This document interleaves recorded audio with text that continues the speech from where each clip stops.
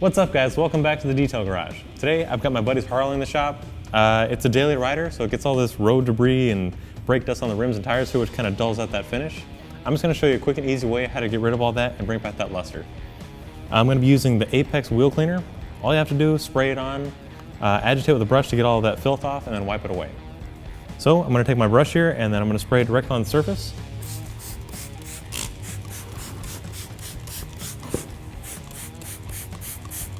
It's safe to get it on the tire and things like that. You just wipe it off, any excess. Now I'm going to start agitating to help break down all that grime.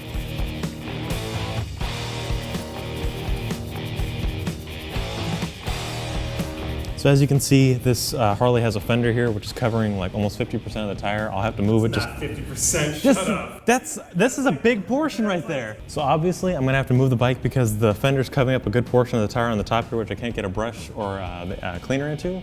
But on camera, that'll make a good 50-50 comparison for you guys at home to see the difference between a clean side and a dirty side.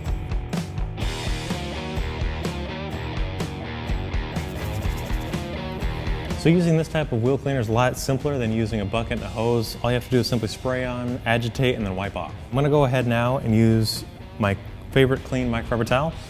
Wipe off all this excess dirt and cleaner.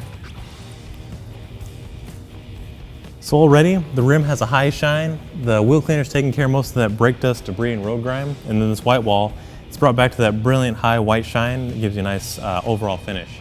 I'm gonna go ahead and move the bike now so you can see the comparison between the clean side and then the dirty side.